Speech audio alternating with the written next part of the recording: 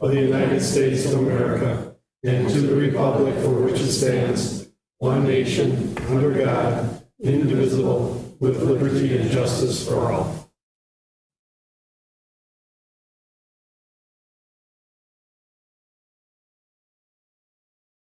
Thank you, everyone. Please be seated. Cassandra, could we have roll call, please?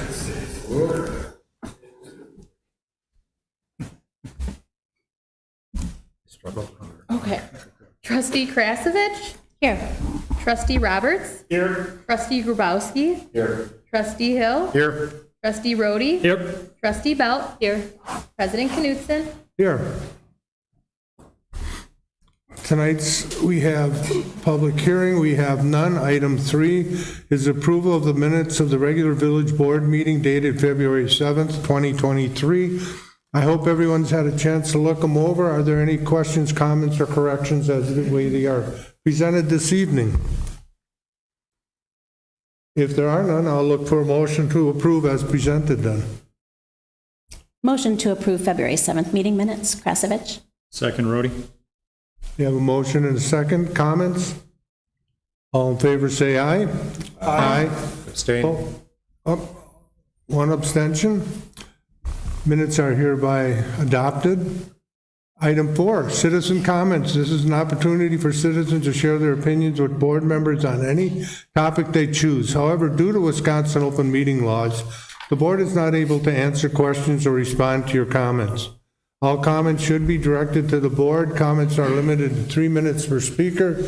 Speakers are asked to please use the podium and state their name and address for the record. Is there anybody here that would like to make a comment as this evening? None? Okay. We're going to move on then. Item 5 is ordinances. We have none. Item 6, resolutions. We have none. And old business. We have none. Jumping into the new business, item A, discussion and direction on proposed changes to residential infill overlay district. Mary, would you like to lead us off? I'll introduce this, but also share the floor with Trustee Hill, who really kind of brought this topic to our attention.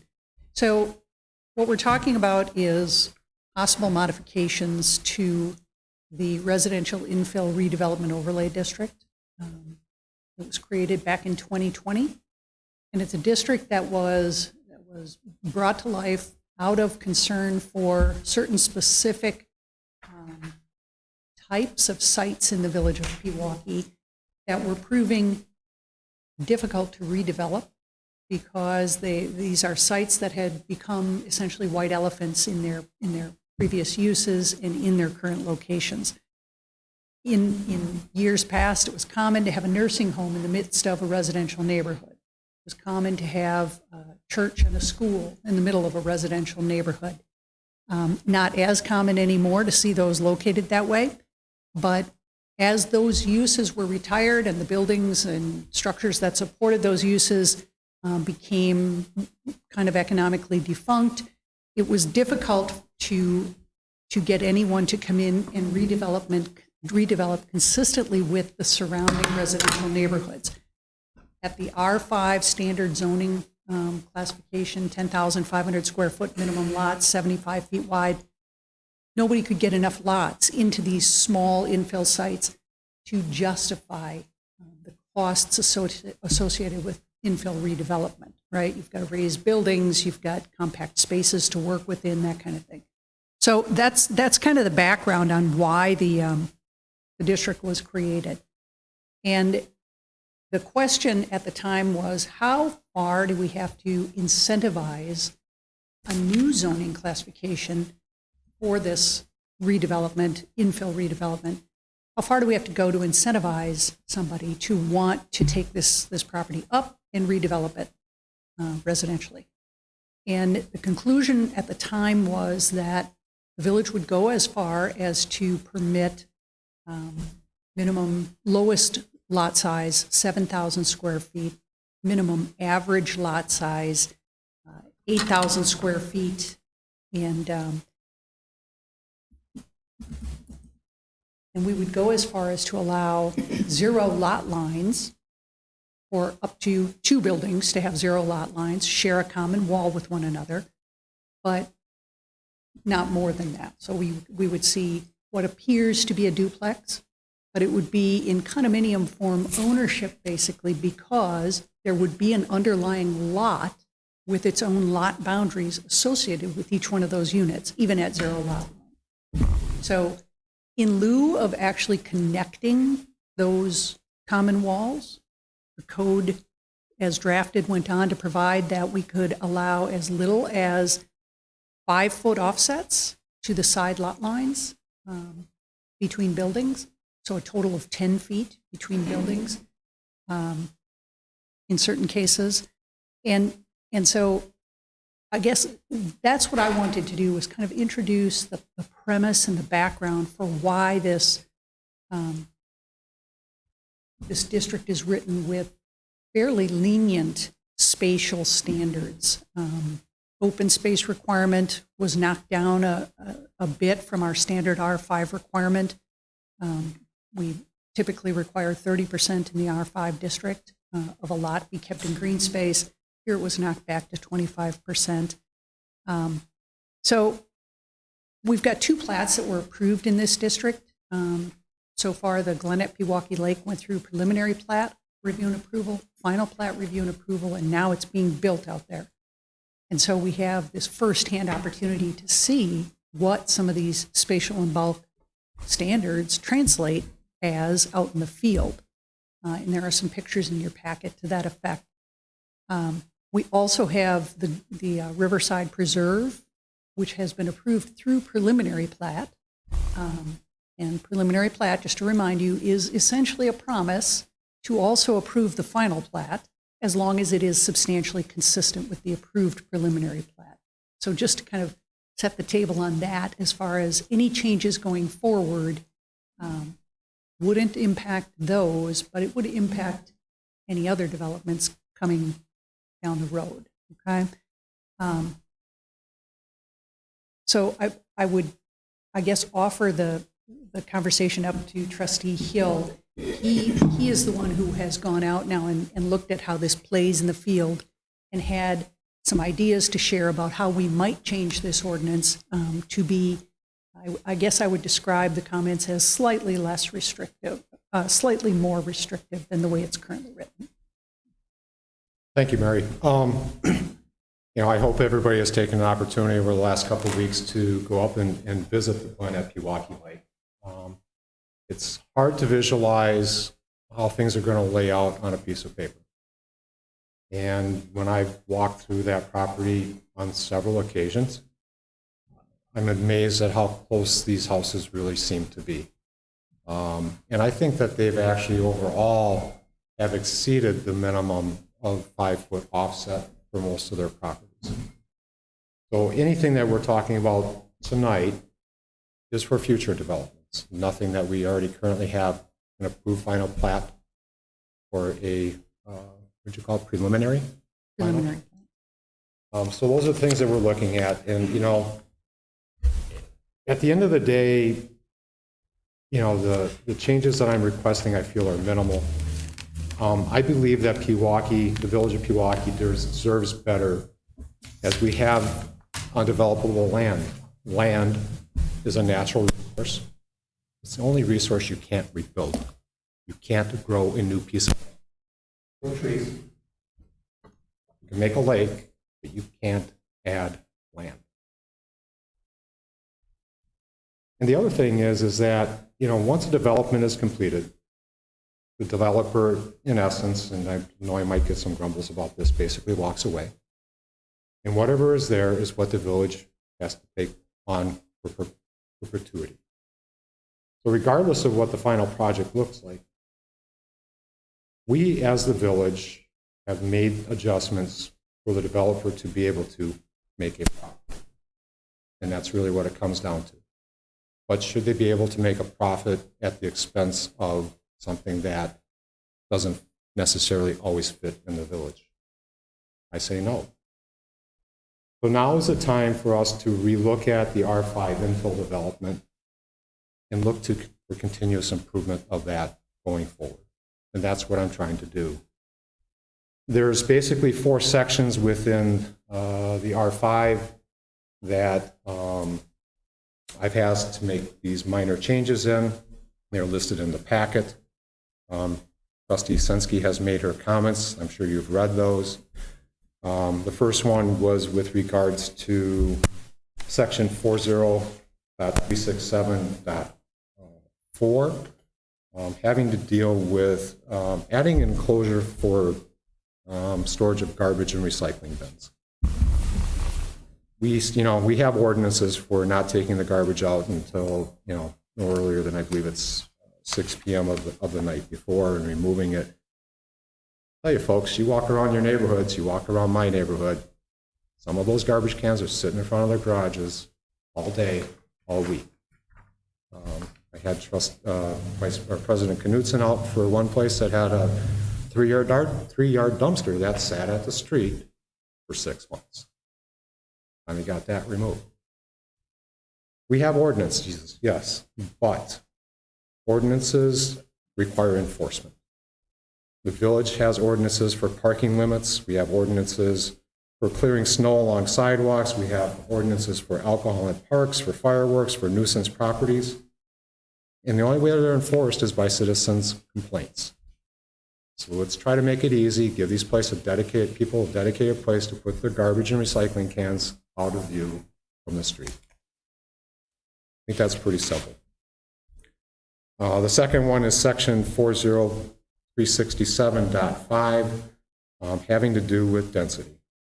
The current R5 has that the residence shall be a minimum of 8,500 square feet.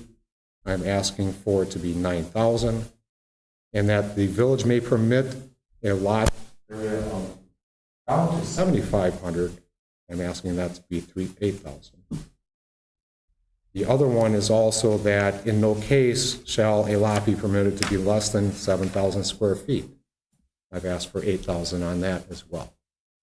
So if you look at the homes that I did an overlay on, and I'm sorry that some of the pictures are all well because they're pretty dark, you got a view of what a 7,000 square foot lot looks like with houses that are 936 square feet, not having an attached garage.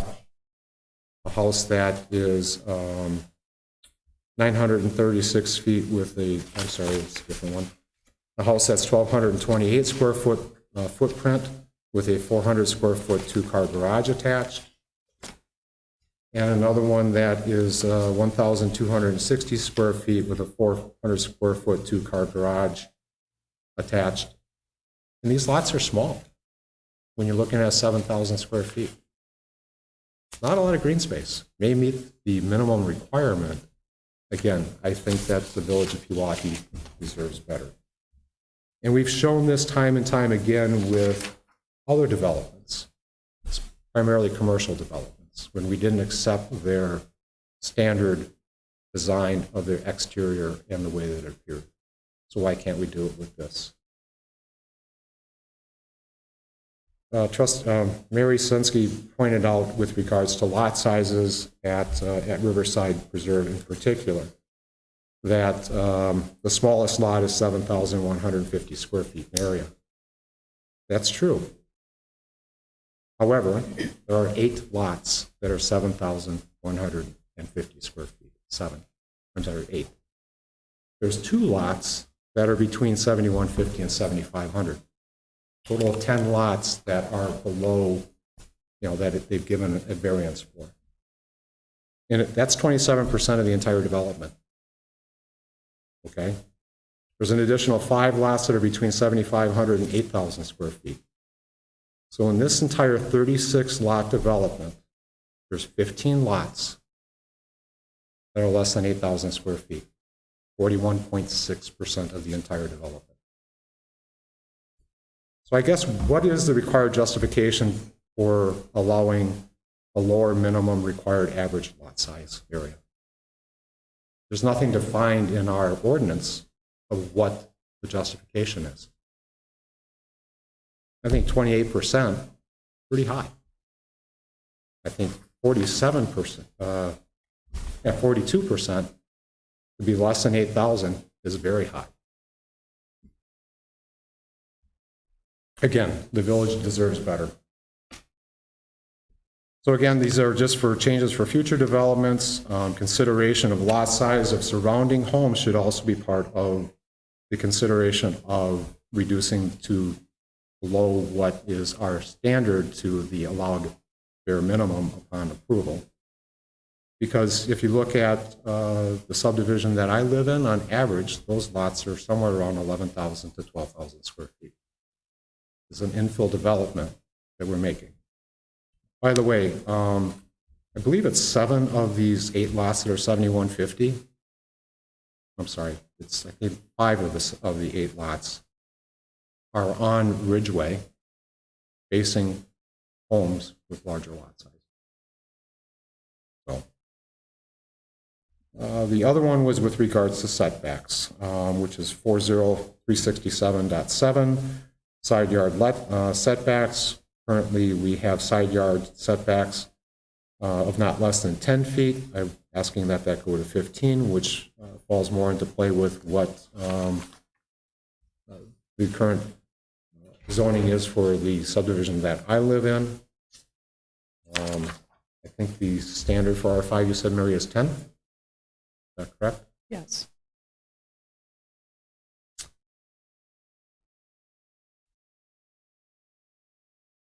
So there was one thing that I found that I kind of read as a contradiction with regards to that section of the ordinance. In your comment, you had said that as written, section 40.367.7 intentionally provides an option or incentivizes the separation of buildings. And then also we have a contradiction, I feel, if you have a 0 lot line on the other side. I don't understand how that incentivizes that. Well, I think by virtue of the 5-foot side yard offset, that 5-foot side yard offset is the incentive to separate your buildings and give that appearance of single-family detached, not common wall type development. And there may be benefits realized by not having to build a common wall, a firewall in terms of the construction expense and so forth, that kind of thing. But what I mean is that it's intended to incentivize the separating of the buildings, to keep that number low, right? So you can have 0, but if you have 0, you're going to have the costs associated with common wall construction, right? 2 exterior walls plus a fire barrier in between them, versus simply putting them each 5 feet away from that common lot line and having single-family detached, which I think from the village's perspective, the sense was that that was a preferred kind of I don't want to say an emotion about the appearance of the development, but I guess that's the best word I can come up with. I didn't realize that the expense of building a common wall that's fire rated is that great. So I don't know that it's, I don't I don't know the magnitude of that expense, but I do know it's essentially 2 exterior walls plus a fire barrier in between. Well, the last one is 40.367.8 with regards to minimum open space ratio.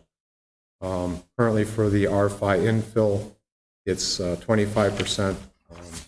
I'd like to see this be 30% of all lots. But I think we also need to fully understand the definition of 30% or 25% open space ratio. What does that mean? Does that exclude all right-of-way, streets, sidewalks, interior streets within the development, driveways, the principal and secondary structure? So if somebody were to put up a shed being a secondary structure, or what about impervious surfaces such as patios? Is that in the entire development, or is it just per lot? The open space is calculated on a per lot basis. That's what this regulation speaks to, is how much open space on each lot. When you come in with your building plan, how much open space do you have to retain? And open space is everything that's not covered by an impervious surface. So if it's a patio, it's impervious. If it's a Unless it's a sidewalk, concrete if it's a patio. driveway, whether it's concrete, even if it's compacted gravel, right? Normally, people wouldn't use compacted gravel anymore, except back in the day when they would do that for their driveways. But if it were compacted gravel, that would be considered impervious. Now, a deck that is pervious, right? It's got some space between the boards and the water can filter through. If that deck sits over impervious or over pervious, we don't consider that deck to be an encroachment on the open space. So street right-of-ways are not included in lot size No. and the roads themselves. No. So when you add the roads in a development of either, the Glen or of Riverside, then where are we really at for open space in the entire development? Well, I don't know what that number is, but it's not a number that's benchmarked by the regulations of this district. This is not like a planned unit development type project where in exchange for smaller lot sizes, you're going to retain X percent of the site in open space. That's a different criteria unto itself, but this district does not contain a requirement like that.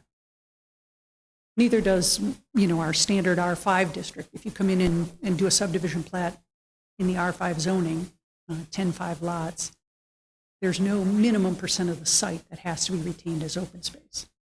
The lots each have a minimum required open space within them. I understand. Well, one of the other things that in particular to the one development is, they may have a very large lot when you take over consideration of the entire size of the property, plus the lots that are not contiguous, if they're across the street. But the percentage of buildable land on that lot is significantly less than the size because of wetland areas.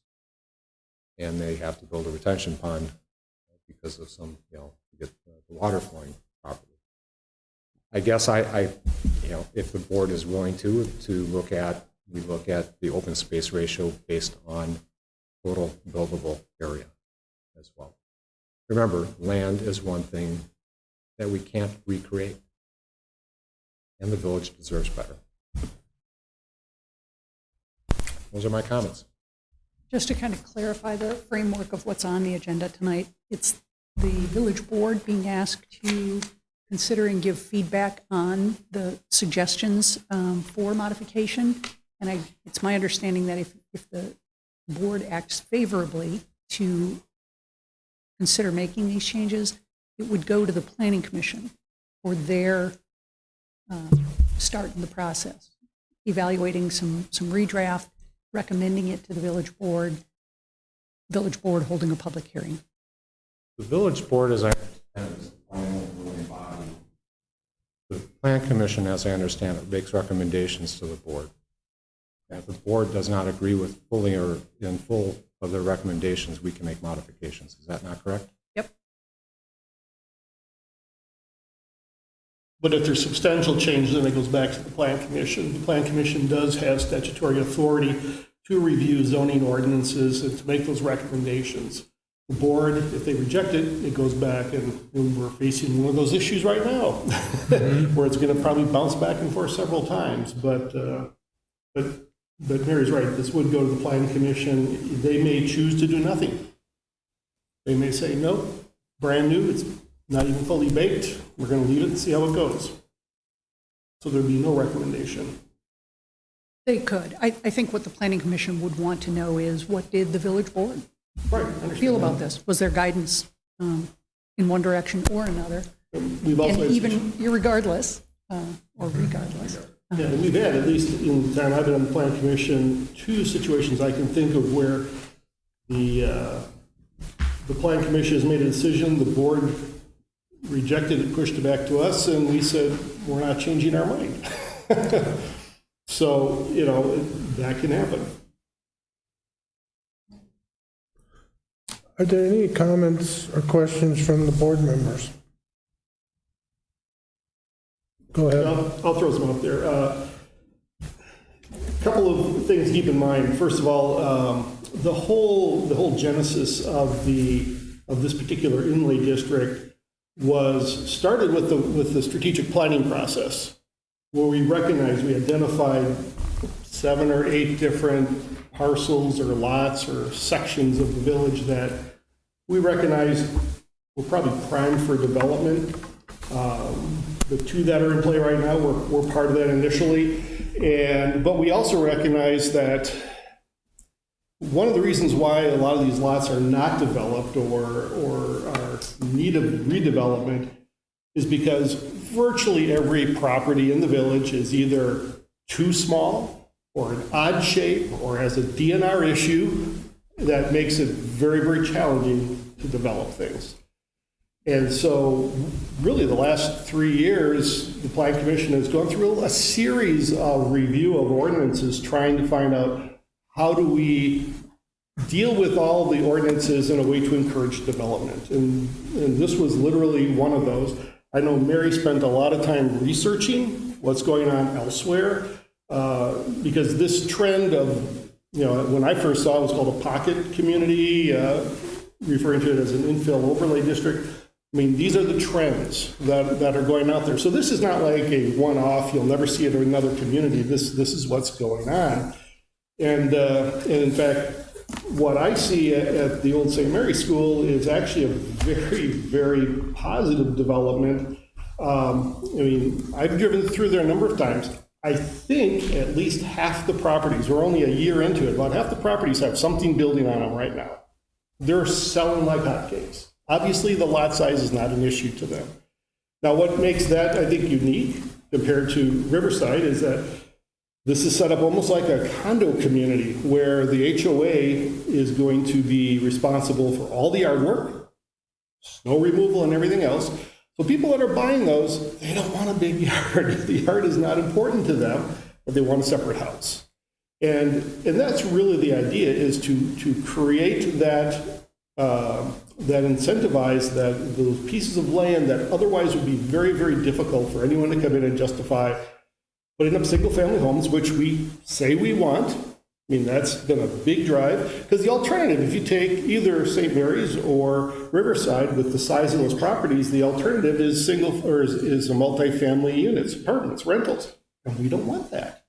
And we don't want that tucked into a single-family neighborhood.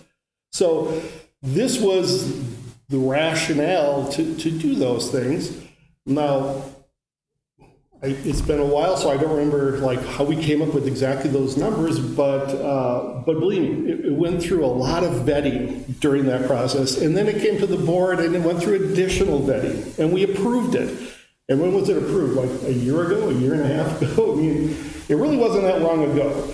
And so to a large degree, I think it's probably a little too soon, because we don't know what the landscaping is going to look like yet up at the St. Mary's School property. We don't know what that's going to look like, and because I know they're going to do some, but it's still too early in the process, and that could make a difference as well.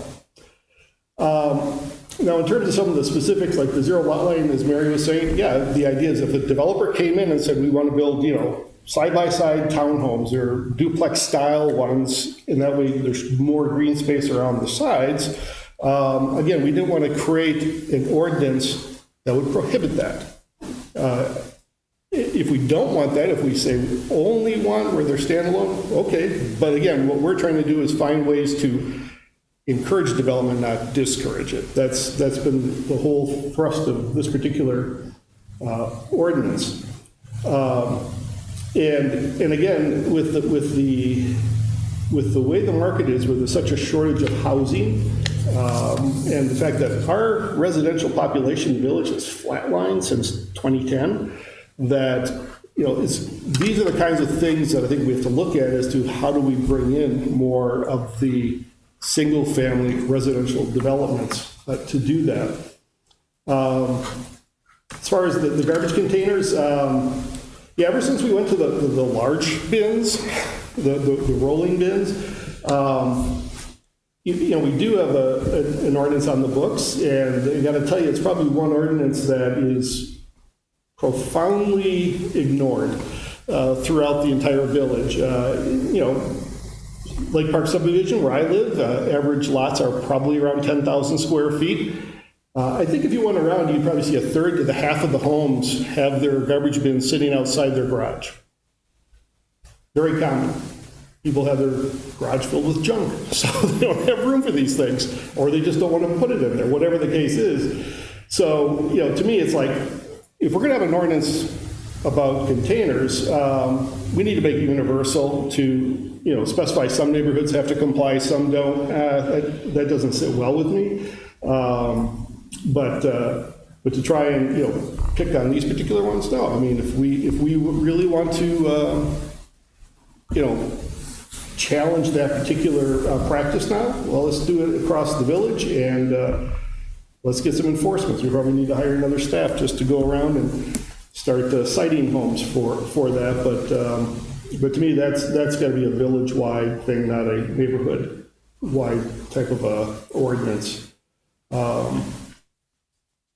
So again, we can certainly hear back from it, but again, don't assume that if the Plan Commission hears that the board wants to make the changes, don't think that they're necessarily just going to say, okay. They may say no. So understand there's a process to this. Anyone else want to make? Yes, Jim. I'm a little torn on this as well, and I appreciate your research and your data, Trustee Hill. I was on the Plan Commission when we created this. As Craig said, I know it was painstakingly long, as Mary can attest to as well. A lot of thought did go into it. I suppose the one that I potentially would like to see a change on that you brought up would be potentially adding something that is a max percent of the development that can be in that variance, that, the lot permitted less than. That is one that I would potentially see, but I'm also on Craig's side that we sat there and dealt with on the Plan Commission extensively, long periods of time, both other projects for the Riverside parcel and then also the Glen. And the fact that this did what it was intended to do in bringing in single-family development is still seen as a win in my eyes, because I was adamantly opposed to multifamily, and that's what was being projected at a lot of these sites. And so I have a tough time going fully against it and saying that this isn't proper for the village. I also live on a street that is in an overlay district outside of this one, where the lot sizes are ridiculously small and very odd offsets from side lot lines. Hell, my property, even my garage even extended into my neighbor's property when I bought the house. My brother's neighbor has a 1 foot offset off of his. So this isn't necessarily unique to these new developments. This is something that has existed in the village since, well, my house is 1909. So weird lot sizes are as much part of Pewaukee as the Knutson family name. Thank you. So I mean, it's one of those that I'm torn on this. So I see where you're coming from, and I do have some concerns over when seeing houses stacked on top of each other. But the other part of it is I also see houses, and that's what this was designed for.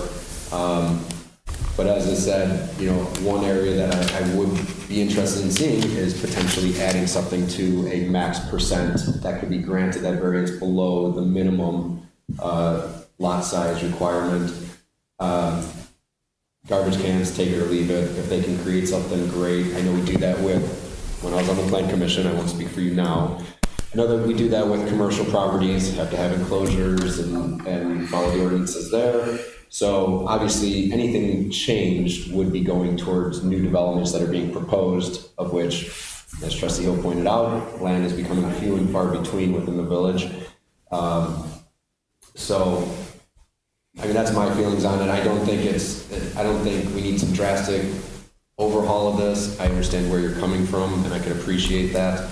But as I said, I also see it as a win because it did what we intended it to do and brought in single-family development into the village, which was always my point for it. So my feedback, I guess, if the plan commission was to take this up to look at it, would be a max percent, and then if they want to look at increasing the lot size, the average size, so be it. I would be interested to see what they come up with.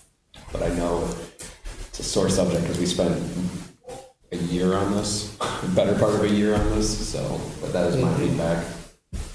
So you're saying max percent of open space, do you mean? No, not the open space. As Trustee Hill pointed out about was it 21% are below, I forgot, I apologize. That's okay.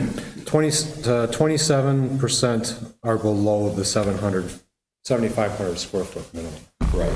So potentially in a new development, only 10% of the parcels are allowed to be below that minimum threshold or something along those lines.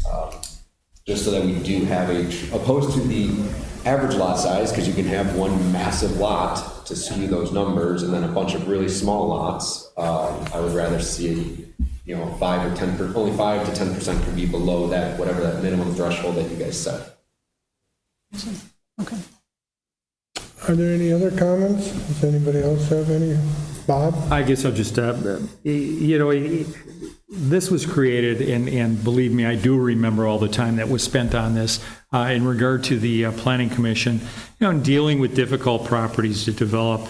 And as Trustee Grabowski had mentioned and Trustee Roberts, we laid down certain requirements. We wanted to quit developing multifamily in a lot of areas and really promote single home ownership. And get the benefits of that home ownership and that responsibility of those homeowners. I look at what is happening up at the Glen and what could have happened up at the Glen. I look at this property and what could have happened there if we did not put this together. And while it's not perfect, I think it's much better than what the other options were. Plus, we were able to attract the developer that was able to, do this type of development.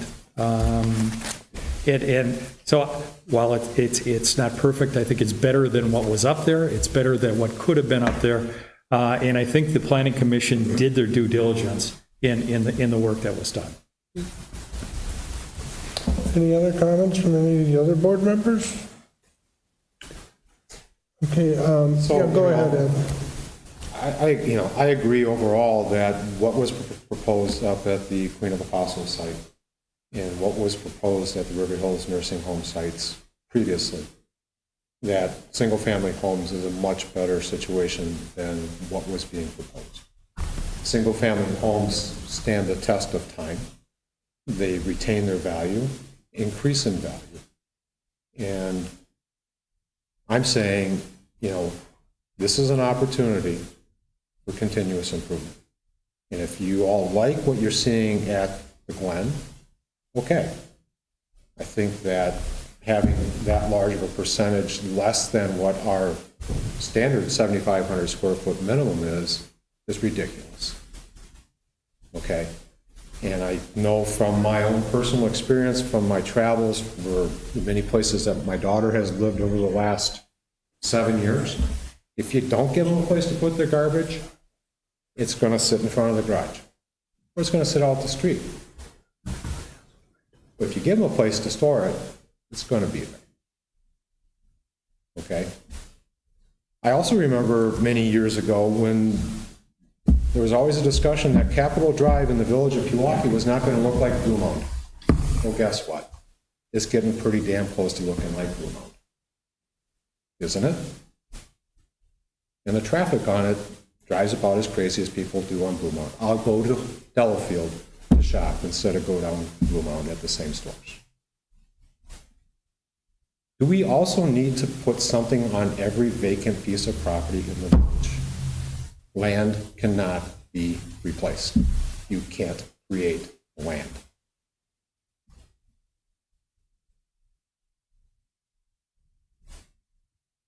I think this can be resolved here at the village level, does not have to go back to, at the board level, does not have to go back to plan commission. And if you all recall, during the entire discussion of the R5 at the board level, I was in disagreement with allowing down to 7,000 square feet. I was in disagreement with 7,500 square foot as a minimum lot size. And I'm still in disagreement with it today. I've let it sit for a year and a half. We have a development that is putting it all together. Personally, I think it's too close. Again, they're an HOA, but other developments are not going to be an HOA.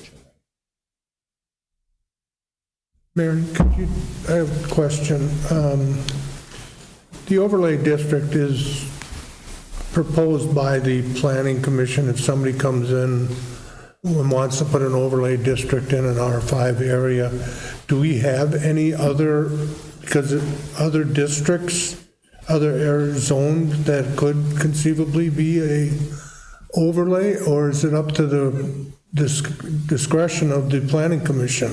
It is up to the planning commission's discretion, just like any rezoning is, right? You're never obligated to grant a request for rezoning.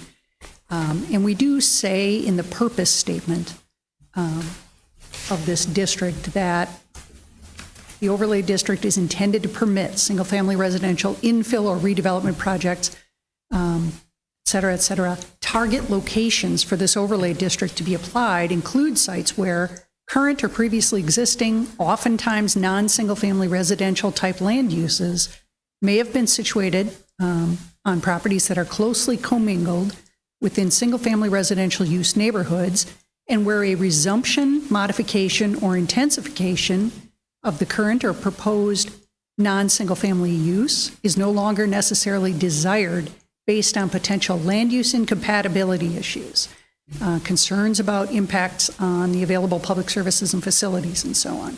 So we describe right there what characteristics should a property have about it for you to consider attaching the overlay zoning district. And then if the planning commission says, well, I'm going to just pick a property on JK over there on Ryan Road, got that huge piece of property, and the planning commission says, yes, we'd like to make that an overlay district, it would still have to come back here and get final approval. And if it's not approved here, then it just goes, it's dead. Does that even qualify? Because that doesn't meet the requirement of being commingled within a single family. Right. You know, just like if, like, let's say, hypothetically, Dynex was to sell off all of their land, that's not intermingled or commingled with single family. That doesn't really meet the requirements for the overlay. I guess what As I interpret it. Guess what I'm trying to say is that this, I looked at this when we were proposing this, or when we were going through this. It was pretty much specifically designed for two areas in the community that have been a real problem area to develop. And because of that, we came up with this particular overlay district. And so far, it's working out well.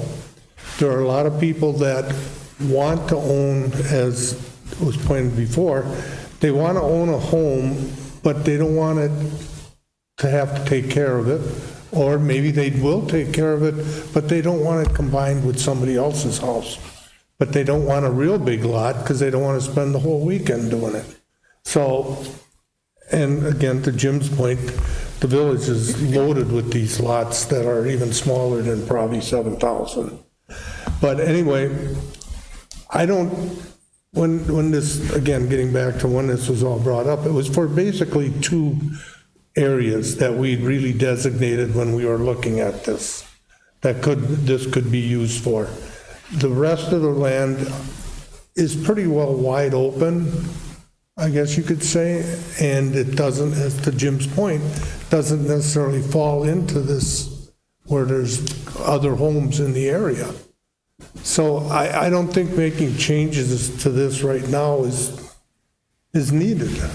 You know, maybe if people feel a little more that we should maybe say, okay, there shouldn't be under X amount of percentage of homes at 7,000 or 7,500.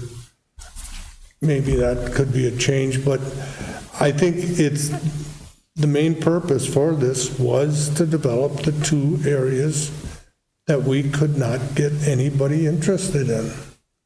And once we did this, we had a lot of people come in at that time. So, I would say you're right. It was easy to visualize off the top of our heads at the time we were creating this ordinance which properties this might apply to. And they happen to be properties that there was a lot of pressure for all kinds of different development opportunities on them. But that's not to say that there aren't some others, and I can't think of them right now, but I'm sure there's 1 or 2 or 3 off out there somewhere where a church might, you know, stop operations and put 3, 4, 5 acres up for sale, for instance. We can't know for sure, you know, whether that's out there somewhere, but it might be. No, I'm looking at the Google Earth right now of the village, and the only open parcels that I see that would potentially require an overlay district are either currently owned by the park district, or wetlands, or they're the big box stores. I mean, there's really nothing that I see as a parcel that we should be concerned about, other than maybe the farm out there, but. That's R1, Yeah. that would qualify. I mean, but I'm saying, like, even to be commingled with single family, all our single family pretty much, I mean, if you ever played SimCity, we pretty much butt up to everything that's no longer able to be built on. And that's, like I said, so that's why, as President Knudsen points out, you know, this was designed with a couple parcels specifically in mind, but obviously to apply to the whole village. And I personally think it did its job in bringing in the development that we wanted, but I just don't know where this would apply, like I said, short of Dynex closing their doors tomorrow and selling, you know. And then, even then, that's bordered by train tracks and busy roads, that's not even residential, so yeah. Well, to Mary's point too, that we don't know what could eventually be sold, and I'm going to relate this back to where my daughter goes to school at St. John's. We have this great, beautiful St. John's campus that is now owned by Hendricks Corporation, and they're now taking this beautiful portion of this campus and they're trying to make it high-density housing. And it's not what the community wants. That's not what Delafield is. So I do think, but you would think 5 years ago, maybe a little more, that you would never think that that's going to be something that's going to come to the community for high density. The high density was turned down. It's now going to medium density, but they're replacing 5 houses with decent sized lots with almost 30 houses, I think now is what the plan is going to be. So I do think we have to think proactively as to what could be coming down that we don't think is going to come. And we are stuck in between a rock and a hard place because we don't want multifamily, but our lots, what we do have out there is hard to develop, but I don't think we want to go, I don't want to see high density housing either. So there's a lot to consider here.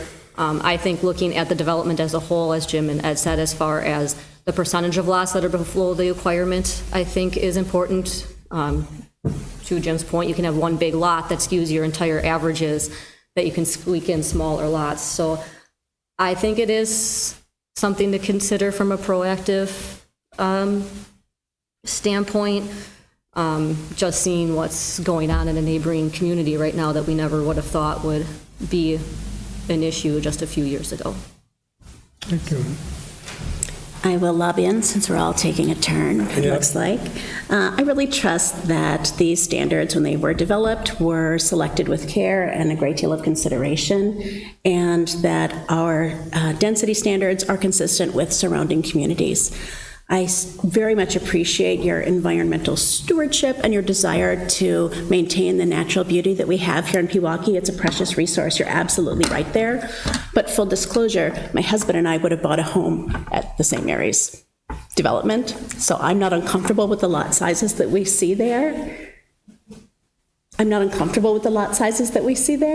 And until we have a problem, I'm not ready to investigate potential changes.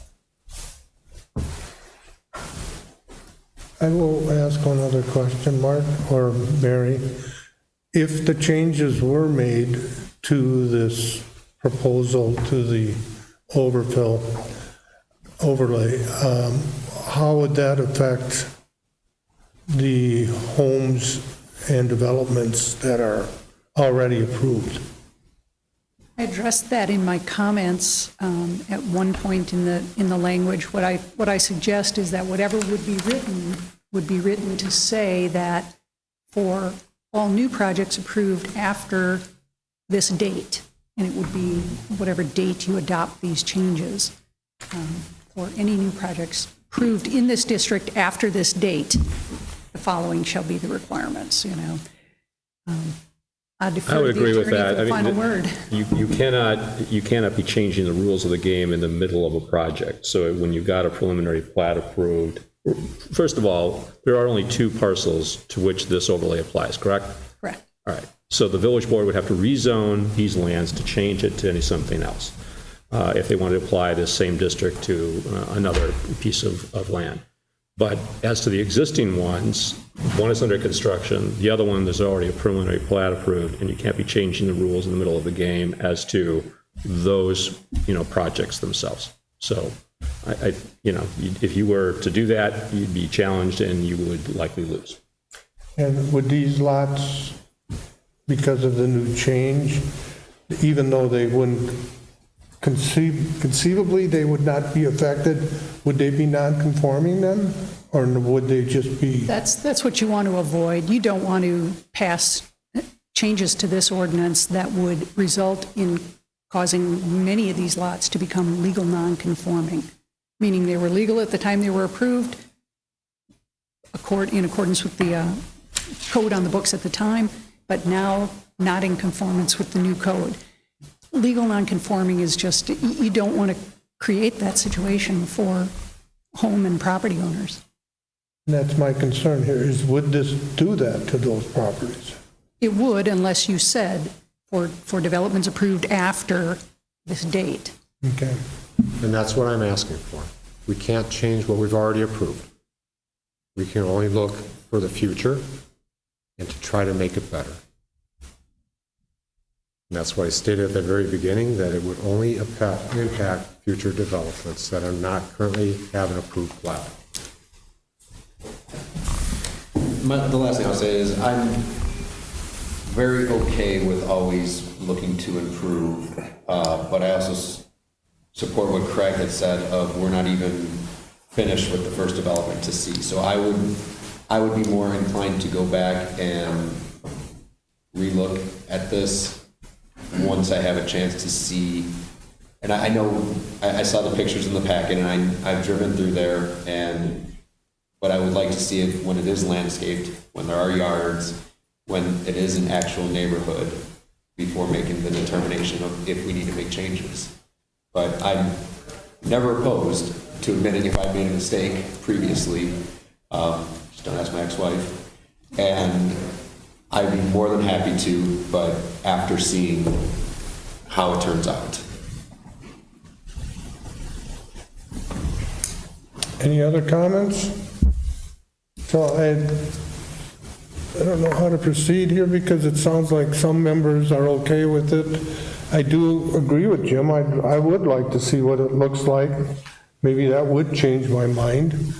But I do have members that maybe are looking at, maybe we should send it back. So Why don't you ask for a motion to refer this to the Plan Commission? for That's what I was going to review ask of you, the proposal? if I can do that. Yes. So I would ask a motion to send this to the planning commission. First, a question, let's see,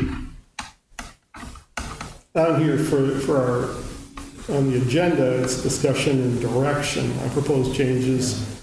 There's no indication of specific action. You're not approving any of the changes. What you're asking is for the commission to review the comments that were made and to provide feedback to the board. That was what my recommendation was, so. Because my understanding is any trustee can ask any item to be on the plan commission, that the board doesn't actually have to take specific action on it. If Ed wants it on the plan commission to be discussed, he has the right to do that, doesn't he? Well, if the board, though, has an inclination that it wants to see this issue reviewed, this is your opportunity to go on record saying so. Okay. So if someone would like to make that proposal, Trustee Hill would like to make a motion to refer to the Plan Commission changes to the R5 residential infill development zoning ordinance. All of them as you had proposed? As proposed, with comments that were included about establishing a minimum percentage of lots that can be below our standard minimum. I'll second it. okay, we have a motion and a second. Any further discussion? If not, Cassie, could I have a roll call vote, please? That would be easier than trying to figure it out. Sure. Trustee Krasovich? Yes. Trustee Roberts? No, Trustee Grabowski? Sorry for adding another thing to your agenda, but I'll go yes. Trustee Hill? Yes? Trustee Rhodey? No. Trustee Belt? Yes. President Knutson? No, 4-3, and it passes. it passed? 4-3. Okay. So this will be brought up to the planning commission. Thank you all for listening. And item B is discussion and possible action regarding closing Village Hall on Monday, July 3rd, 2023. Scott? Yeah, this is something that was reviewed with the board several years back when we had, I think the last time 4th of July fell on a Monday or on a Tuesday. Again, as stated in the staff report. Thank you, Mary. This isn't a request for an additional holiday to be granted, but if all of the staff were wanting or interested in taking the day off as a PTO day, would the village board be opposed to closing Village Hall? There appears to be interest on the PD administrative staff for both of them to take the day off and for a 4-day weekend, and as well as some interest in Public Works. Okay, Any questions or comments? just make a motion to approve the closing of Village Hall on Monday, July 3rd. Subject to PTO being used. Subject to PTO being used. Second, Krasovich. Okay, we have a motion and a second to approve subject to. Any discussion? All in favor, say aye. Aye. Opposed? Motion is hereby carried. Item C, discussion and direction on regular Class B liquor licenses and Class B reserve licenses related to state quota limits. This is brought in by Cassie and Jim. So, Jim? First? Or Cassie? No, you'll have something yet. You did the classwork. So Jim and I kind of worked together. We did ask the DOR about garnering some extra reserve licenses, and the answer wasn't super straightforward.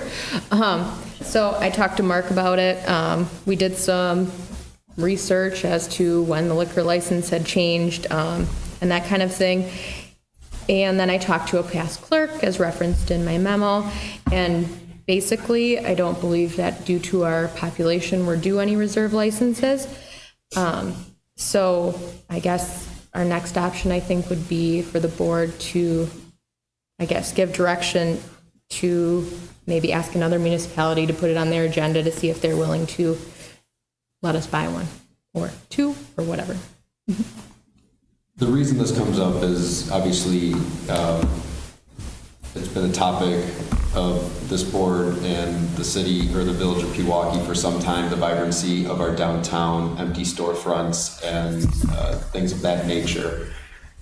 We do have potential, there have been discussions with developers about bringing in certain types of businesses. However, the holdup is the lack of liquor licenses that the village currently possesses. Which is crazy to think in Wisconsin there's a limit on it. So this is a pass-through cost of anything that, as it came up in front of the board before, that we at the time approved to explore. I guess this is now back on the agenda to say that original findings with the DOR, who I will go on record is terrible with their record keeping. So now this is our only option. At the time, we thought it was one of our 2 options, but now the other one's exhausted. So, but it's a pass-through cost. It's something that I think we need to take a proactive measure on, at least for staff to be reaching out to other staff to see what the opportunities are, because I think we do, as a village, have some opportunities ahead of us. So I encourage you to encourage staff to explore this option. Quick, Bob? I agree, it makes sense. It isn't going to cost money to ask the questions. No, And I suspect demand is outstripping supply. very much so. Yeah, so I don't think you have to worry about buying something we can't sell. It's a matter of if there's anyone willing to sell. That's the tough one. Yeah. Because obviously everyone's supply is limited the same. Obviously, we are a few hundred short of our next license, but I do believe there are some municipalities that potentially neighbor us that have had a sizable growth to even expand their reserves even more than we did. So just for the record, excuse me, the statute that deals with this references contiguous municipalities or those within 2 miles of your border. So there's a finite list of, it's not like you can go to Oaxaca County and buy one from up there. The good news is thanks to our borders here in the village, we have 37 municipalities we can contact. So, Truth to that. It doesn't truly limit us like most towns, but yes, it is limited. Mark, if we were to, let's say somebody sold us, like it's $50,000, you can buy a reserve license. Are we able to segregate those licenses out from our current fee schedule?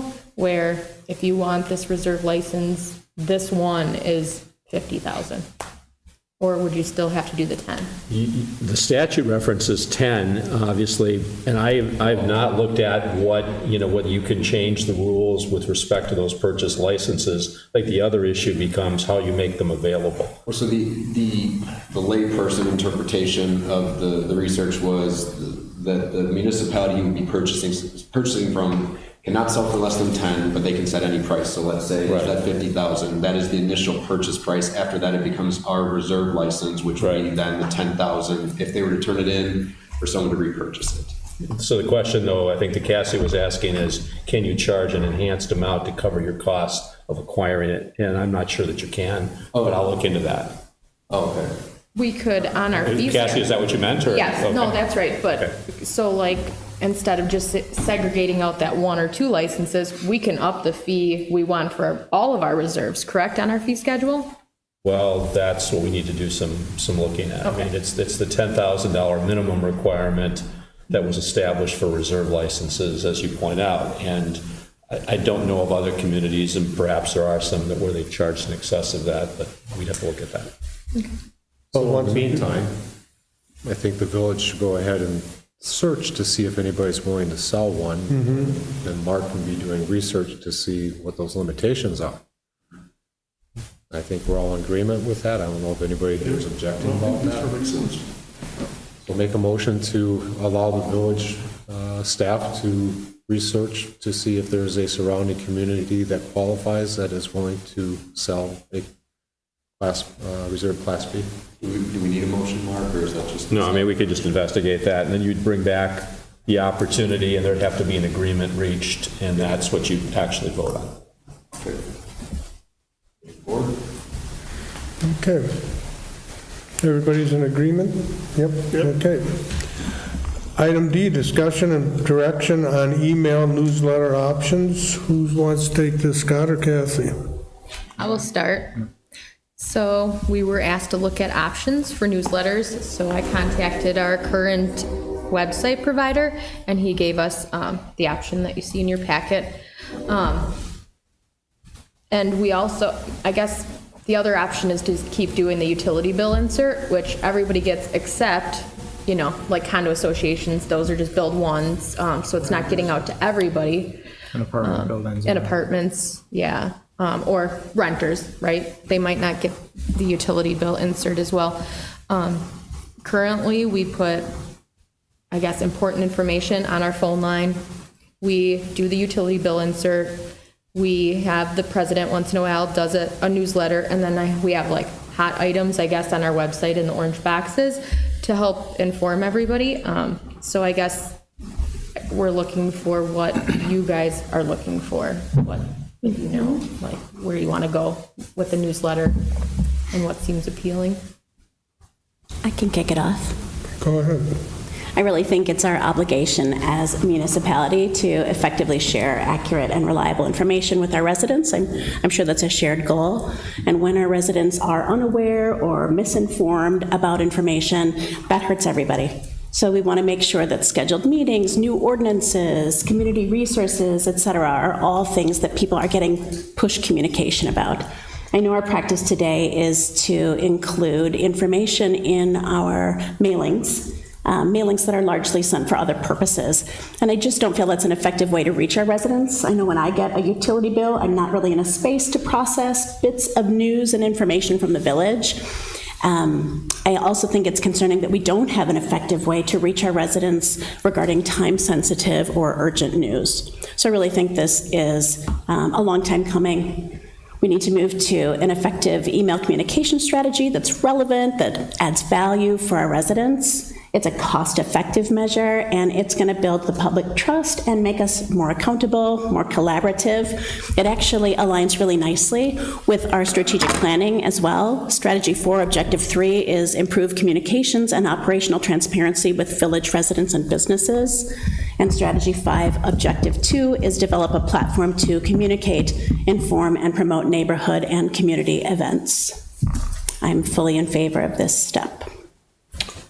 Anyone else? I'm not opposed to it. What are we looking at as far as how often is it going to be distributed, or is that conversation, is that? We're at the point Later, of presenting what the cost information is and then proceeding from there. So we haven't, whether it's a quarterly or if it's Monthly things or as, if there's something urgent to push it out right away. I think we'd have to look at a couple different methods of it for urgent information and then scheduled newsletters. Is this something from a revenue source that we could potentially sell sponsorships or advertisement within the newsletters? Is that legal, Mr. Lawyer? Yes, that's possible, but just recognize that when you do that, you then, as a governmental body, have First Amendment issues if you try to restrict who the advertisers might be. Got it. So it can be what's called a designated public forum, but under the First Amendment, that allows you to make some limitations, but the restrictions have to be the minimum necessary to meet a legitimate governmental objective. So if you don't not necessarily like someone who's advertising based on the content, that becomes difficult to regulate. So just realize that goes along with that. But yes, it can be done. Okay. Any other comments? Yes, Craig, I'm sorry. You know, with what was presented here, it kind of goes to that whole thing about there's pros and cons to everything.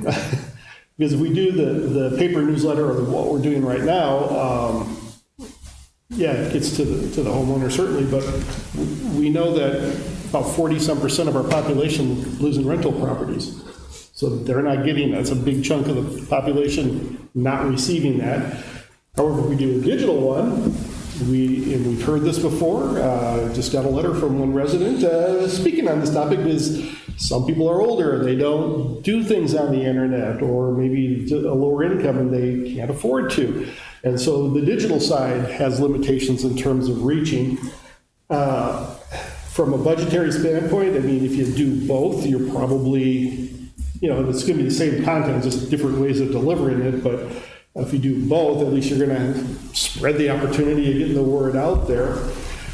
But as I was reading through this, though, I was thinking also is I know we had talked about, in fact, I think you were heading up, of doing a village Facebook page, one that doesn't take comments and things, so we don't have to worry about having to respond to things, but they were able to push information out there. People can what's the term? Not subscribing to it, but follow the postings, so that information is pushed out. I don't know whatever happened to that, if we said it can't be done, or It's dead in the water. I It's love dead in it. the water? I love it, and I love all the other communities that have found a path for it, but our lawyers shut it down for valid reasons. Oh, and there is some unsettled law out there that I heard about from the state. There are some issues that have yet to be resolved fully. yeah, I didn't know if that was still a viable There's record option. retention issues, there's issues about, I don't know if Facebook will allow you just to have that one-way communication. From what my understanding is that typically it would allow for postings to be made, and you'd have to preserve those postings, and you deal with the issues of the content of those postings, similar to what I was just talking with Trustee Belt about. So it's not as simple as you'd think. And not to hijack this, but how do other municipalities handle it? Because there's definitely other ones that do it within the state. Some don't bother, and some have used resources to archive. And some are not represented by Meyer Plummer. Right. We want to be careful in the choices that we make. I respect Schmitzer that. and, Yeah. At all. No, I was just curious as to whether that still a viable option. I still or not. like it, But, but not okay. today. And the other thing I was trying to remember is when we were going through the process of building the new website, and I think we postponed it, I think from a cost perspective, but I thought we had talked about some kind of a process where people could, basically give up their email, sign up for something, and that as we post things on the website, kind of pushes out that notification. But I think we just kind of put that off for a bit. No. Remembering it wrong? So, well, that whole push thing wasn't an option for us through our website, but there was a newsletter that was on our website for quite some time. Not many people signed up, but How do we let there- them know it was on there? well, it was On the just on website. there. When you look at our website, but If you look at in any event, I did ask the website person we use, and they have that option, but they're getting rid of that option. So it won't be an option for us to use. So we have to go through a third party, which actually has more bells and whistles than their option did too. Because once you got to, I don't remember, so many subscribers. they wouldn't, they will only go to so many. And obviously, over the years, you're gonna start at 5, and you're gonna go to 1,000, and then people aren't gonna unsubscribe, and so you're gonna be at 10,000, at some point. But yeah, I think we actually do a pretty good job of putting new information on our website, whether it's, the brush collection or the leaf collection or those kinds of things. We're constantly putting that stuff out there, news that people want to know about.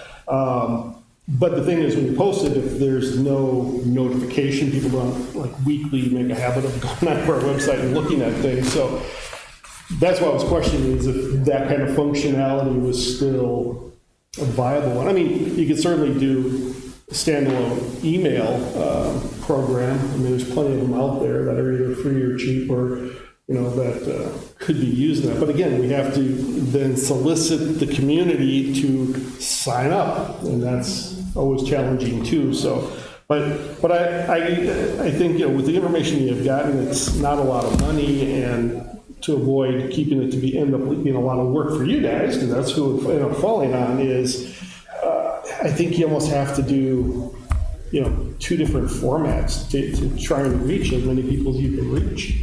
Because one way isn't going to do it, Yeah, and unfortunately. I just feel like we feel like we duplicate a lot already. It's like, if we could find that one thing that works would be great, but yeah, I mean, I do the phone so that the, Skywriting, everybody looks yeah, at it. like, go to the website. How many households do we currently have in the village?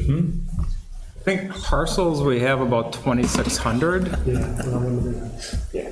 That includes commercial, residential, multifamily. When you get into the number of multifamily units and that, you're probably add another 1,000 maybe at least, give or take. Yeah, the other thing though, my understanding is once somebody submits an email, it's a public record once we have it in our, so that's the other thing that the public will need to know. If they don't want their email, then if they don't want their email public, then they'll have to knowingly not sign up for it or create a junk email that they don't care about. Which they won't check. Bob, you have, I welcome the village jumping, leaping into the year 2010. And going digital. Okay, with their emails. I do. Bob, what more do you want? I do agree with Trustee Roberts, where I think we should keep paper until we build up the emails enough. It makes sense because of the fact that there is a large amount of the elderly seniors out there who aren't doing digital, but realizing, of course, that group is getting smaller and smaller. why is everybody looking at me? I'm just going to say what he said, so make it simple. Any other comments? Yeah, ditto from Bob.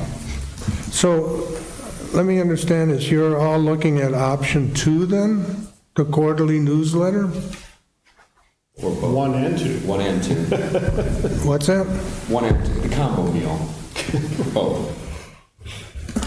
We need to keep the quarterly newsletter that goes out with utility bills, so those people that don't have an email are still getting the information. We're giving an option to those people that want something digital, that would be on perhaps a more frequent basis, would be able to get that. And option 2 would be phased out eventually. So, and I always thought that having us on TV was going to take care of all these issues. What's going on? This isn't taking care of the issues? Well, because we Which don't put on the agenda items when. And how are we not being open and clarify, I'm trying to think of what the word is that. Transparent. 'Cause I've never heard anybody come up to me and that I've talked to over the many years I've been on this board and say, you guys are never transparent. It's funny you mentioned that because last week I received a call from a concerned citizen who said they were talking to a business here on Oakton that was not aware that we were removing some parking spots. And I said, that issue went back and forth between 3 different boards for over a year. So they weren't watching us on TV then? With multiple businesses showing up to the meetings, but for some reason, this one business felt that we did not let them know. And so, yes, they complained that there was a lack of transparency of what the board was accomplishing. But there was a business, not a resident. Well, the resident was passing along the business's concern. I just think that, we keep spending money like there's no tomorrow on trying to be transparent. And every time, the next thing I can just see, there's going to be something else coming to the board that, now there's this thing, we should be doing this too. We'll be spending thousands and thousands and thousands of dollars to be transparent, when I thought if they watched us on TV, they could see that how transparent we are. We get the newsletter, and I think the newsletter pretty much covers everything on the, as far as when the fees are going up or anything like that. And the only reason I'm saying that is because my wife told me the fee was going up on the $30 to $30, and I never mentioned it to her. She saw it on the internet and something else. I think it was on a bill, but I just don't. How much more do we need to do to hold everybody's hand so that they know what's going on? I guess that, I'm not saying, I am saying it. How much hand-holding do we have to do? And how many people do you think are going to subscribe? I mean, it'd be nice if a lot of people did. Of course, then the price is gonna go up. For us, the cost is gonna go up, and then when budget time comes around, we're gonna be looking at this and going, where can we cut? Well, we can't do that because, 50 people out of 8,200 people that live in a village subscribe to this letter, so we gotta keep that on. So, and I'm all for being transparent, but then there is a limit to how much transparency and I don't know what the word would be, but as I said, people have to grow up and come to the realization that we can't continue to just feed them information. They have to take some responsibility and search it out for themselves too. And I think just doing the quarterly thing right now and putting it on the website has been working. But has it? How do you measure success with that? What's that? How do we know that it's working? How are we measuring success? How do we know how many people are reading that information? Well, how do we know anybody's going to be doing this? Well, you actually will know if people click through to the email. If they subscribe. Once people subscribe, you will know. What if they they're don't actually subscribe? How do we know they're getting the information? Well, then we would have the. I guess it's the same way they're getting it right now if they don't read the newsletter. So I get your discomfort with continuing to expand what we're doing. I like the idea that we would be in a transition phase where we would temporarily maintain the printed newsletter. What I'm suggesting is not really an expansion overall, it's a transition. Once upon a time, you posted notices. Do we still post notices downtown, outside? So over time, the communication channels that we use change. And we are looking for an adoption of the most effective and efficient communication and adopting something that is really, it's the sign of the times from 20 years ago, right? This is the way people consume information today. Fortunately, we can also have a chance at reaching what percentage of people that dwell in apartments right now that don't get this communication? 40%. About 40% of our residents don't get the newsletter at all because they don't own the home that they reside in. I know that my tenants don't get it. Jeff, I agree with you that, there has to be some accountability for residents to get their own information. I agree. But where I guess where we slightly differ is the amount of hand-holding, because up until this point, there hasn't been much hand-holding from the village. So some that we would be doing here, of course, appears to be a lot more than what we've been doing. Anything beyond this, I feel like it's definitely on the residents. I mean, we have to at least take it, in my personal opinion, take it to a level to where we can say, we've given you multiple opportunities to get this information. If you have not gotten it now, we're sorry. That takes some accountability. But up until this point, my personal feeling is that a lot of this information is not readily accessible, or if it is readily accessible, it's easily forgotten. To go and check, to go back and look, to find an agenda, to stay up on what is current for me. We sit here twice a month on a board, more on subcommittees, and we talk about a myriad of topics, and probably 1% of those apply to the average daily citizen for that specific month. So to require all 8,200 residents to check websites of board agendas for every board to see what applies to them, I mean, that's not feasible. If we're at least putting out the important tidbits, they can do with it as they please, and after that, it's on them to dig deeper. That's my personal feelings, though. Well, and the example we have here, with the example of the keeping you in the know, it has nothing to do with transparency. These are all future-oriented kind of things, like, just so you know, we're going to open the recycling center on this date, or, this is when early voting starts. I mean, those are all very future-oriented kinds of things, just so you know.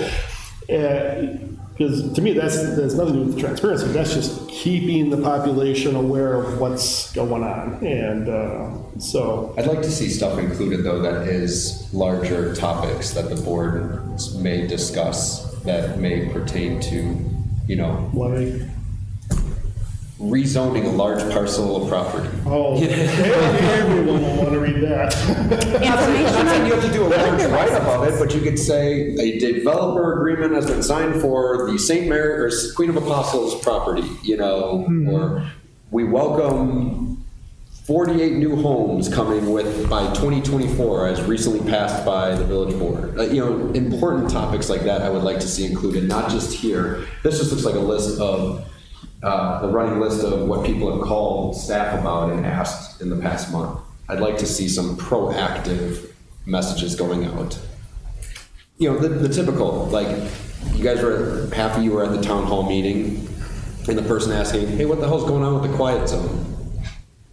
Yes, that has been on our website for a long time, but don't you think that'd be nice to throw in here to say, hi, we understand that this is still an ongoing issue. We are currently working through XYZ. Please stay tuned. And then you guys don't have to field that question in an interview. So that would be my approach towards it. Well, now that you brought up that particular item, We'll cross that railroad when we come there. no, I'm not talking about the railroad, I'm talking about, this is kind of, let's say I'm kind of was on board with all of this, just one or the other. But I was a little disheartened when we did have the town hall, and there were probably, 25 people there? That's on the high end. 19. Yeah, and you would think if people were that interested in what we do and who's on the board, that would have been a perfect time for everybody to show up. And there was only 25 people. It really disheartened me. And I thought, well, now that I've seen this, how many people are going to be signing up for this? Are we spending money and then we're going to, out of 8,000 people, we might have 20 people, 50 people at the most? Now, does that sound like spending good money? Well, I guess we could also, I recorded it and Positively Pewaukee posted it today on their website. I guess we can get the numbers from them of how many people viewed it after the fact. But in general, I think that was also a problem with, not to fault Positively Pewaukee, because them and the high school spearheaded it. I don't feel it was properly marketed, which I feel like some of these forms of communication, when there's enough advance notice, can get the word out more. And that's what I think, that should also be something that's included in these measures. Well, if everybody else is on board on this, I will not be the only one to stay off it. You've convinced me in some respect. I'm still on the fence, but is everybody okay with the board, the staff moving forward on getting some finalization of this? I'd like to see some final numbers at least. Yeah, and I would encourage, if we're looking at a service like Constant Contact, is that who there are other services like Blue Active Campaign that are typically a little more cost effective. So if we can do at least a minimum kind of compare and contrast, that might be. Yeah, if you know of providers, please share them with us so we can pursue those. No, we're not entering into a big long-term contract here. I mean, if after 6 months we're not getting the subscribers and people aren't opening these emails, we can always cease this process. I mean, I think it's worth testing the waters to see what bites and what doesn't, and go from there. I think from that perspective, it's a pretty low investment to see if it works, and if it doesn't, we stop. Okay. Item E has been put on hold. Staff has asked me to put that on hold for tonight. Item F is an update on fire and EMS fee research and fire EMS contract. Bob, do you want to? Yeah, one of the things, there were actually two things I wanted to provide the village board with tonight. One is going to be handled as part of the discussions in closed session. The other part is, just to let you know, we did meet with the city negotiating group. At that time, we brought up multiple items that we wanted, language, things that we wanted included in a future contract. They received it well. A lot of it were the concerns that you had brought up before. We have a meeting scheduled with them on Thursday. So the plan is we will receive what their proposal is, and we will talk about it in closed session at our next meeting. Just wanted to mention, just so you know, we're working on it, it's continuing work, and then we'll talk about the other piece in closed session. Thank you, Bob. I know that's a ton of work. Appreciate it. Are there any questions or comments? Okay, then we'll move on. Second here, I gotta get back in the...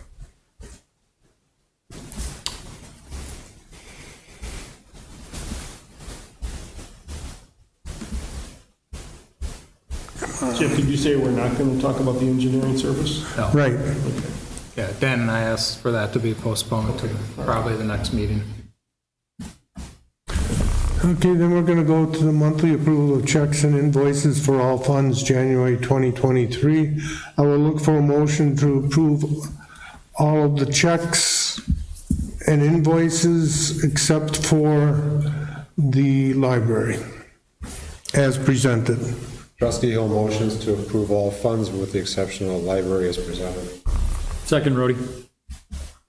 Questions, comments? All in favor, say aye. Aye. And I'll look for a motion to approve all the checks and invoices, or not approve, but acknowledge the checks and invoices for the library. Motion to acknowledge. Second, Grabowski. Questions, comments? All in favor, say aye. Aye. Motion is hereby approved. Citizen comments is an opportunity for citizens to share their opinions with board members on any topic they choose. However, due to Wisconsin open meeting laws, the board is not able to answer questions or respond to your comments. All comments should be directed to the board. Comments are limited to 3 minutes per speaker. Speakers are asked to please use the podium and state their name and address for the record. Is there anybody here that'd like to make a comment? Okay, then we're going to go right into item 10, which is closed session. The Village Board of the Village of Pewaukee will enter in closed session pursuant to Wisconsin Statute Section 1985 1E for the purpose of deliberating, negotiating, the purchasing of public properties, investing of public funds, or conducting other specified public business whenever competitive or bargaining reasons require a closed session, specifically regarding Riverside Preserve Developers Agreement and regarding a consulting services agreement with Bicker Taylor US LLP. I'll look for a motion to go into closed session. Motion to go into closed session, Grabowski. Second, Krasovich. Roll call vote, Cassie, please. Thank you. Trustee Krasovich, Yes. Trustee Roberts, Yes. Trustee Grabowski, Yes. Trustee Hill, Yes. Trustee Rhodey, Yes. Trustee Bell. Yes. President Knutson. Yes. We are hereby in closed session. Please turn your mics off.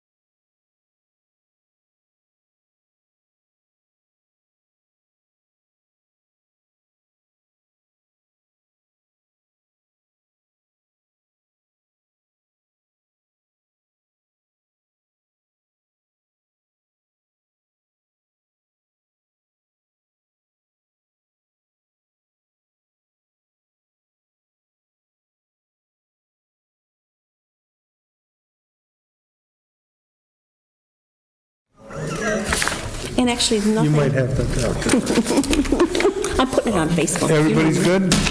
Okay, then item 11, possible action on consulting services agreement with Baker Tilly US LLP. I will look for a motion.